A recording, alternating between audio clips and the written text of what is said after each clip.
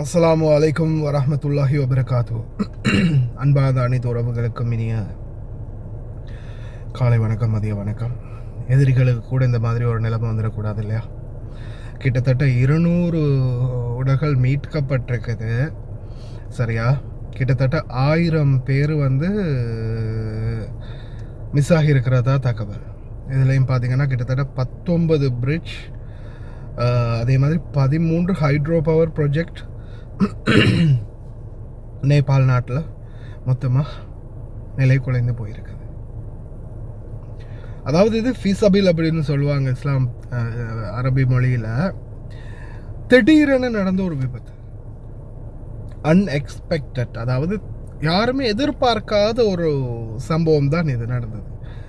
அதாவது சில இடங்களில் சில வீடியோ காட்சிகள் இதில் போட முடியாது. இந்த மரங்கள் நிற்குது இல்லையா, நிற்கக்கூடிய மரங்களில் பார்த்திங்கன்னா சில உடல்கள் அப்படியோ வளைந்து போய் அப்படி அந்த தண்ணி அடிச்சுக்கிட்டே போயிருக்கும் இல்லையா, அந்த வேகத்துக்கு அப்படியோ வளைஞ்சு போய் அந்த இப்படி இருக்கக்கூடிய மரத்தில் இப்படி பிடிச்சி இப்படி வளைஞ்ச மாதிரி அப்படியே நிற்குது உடல். அதில் இந்த ஃபோட்டோ காட்சி ஒன்று போட்டிருக்கிறாங்க. இந்த சைட்டில் இருக்குது, இந்த காட்சியை பாருங்கள். அப்படியோ இந்த வீடுகள் அப்படியோ லைனில், இது அந்த நதிக்கரையோடை, சீனாவில் இருந்து வரக்கூடிய அந்த நதிக்கரை, இந்த சைட்ல எல்லாம் இருக்கிறது பார்த்திங்கன்னா குடியிருப்புகள், வீடுகள். அப்படியோ அந்த காட்சியை இப்போது கரண்ட் சிச்சுவேஷன் அப்படியோ ஃபோட்டோ எடுத்து காட்டியிருக்கிறாங்க. பாருங்கள், அது இருந்த இடம், இப்படி இருந்த ஒரு இடம் எப்படி மாறி இருக்குதுன்னு பாருங்கள் ஒரு செகண்டில்.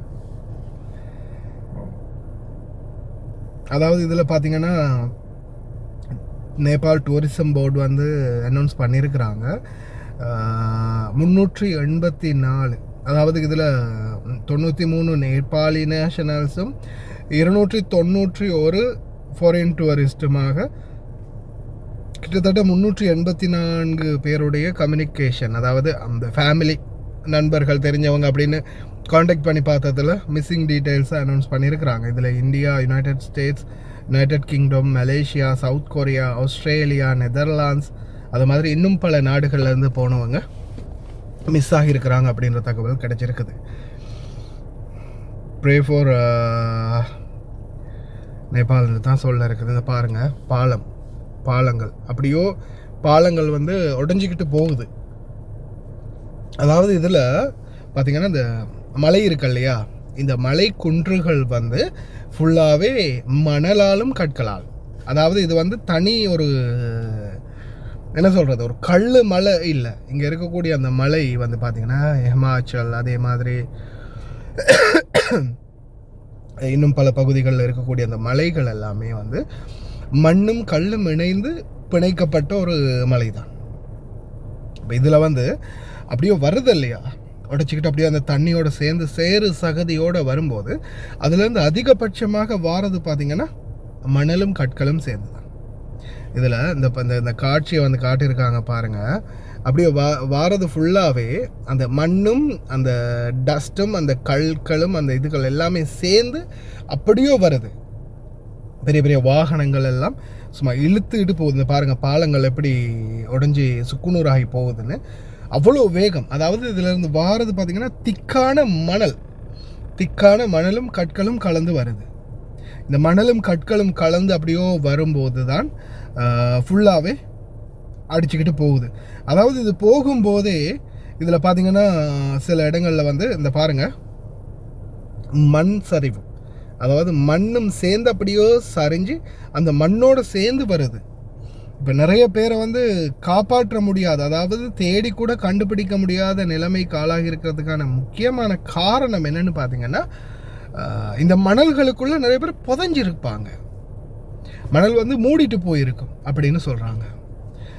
இன்னொரு வீடியோ காட்சி உண்டு. அதாவது இது எங்கன்னா சைனா நேபாளுக்கு இடையேயான அந்த ரூட், சரியா, வரக்கூடிய அந்த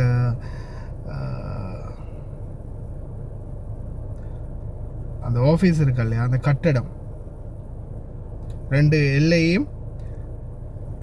இருக்கு இல்லையா, அந்த 2 எல்லையிலையும் இருக்கக்கூடிய கட்டடம் தான் இது. பாருங்கள், ஒரு செகண்ட் அப்படியோ அந்த மொத்தமாக முடிஞ்சு போச்சு. அந்த இது இப்படி கையை இப்படி காட்டி எடுக்கிற அந்த கேப்பில் முடிஞ்சு போச்சு. மொத்தமாக வந்து அடித்து நகர்த்திக்கிட்டே போயிடுச்சு.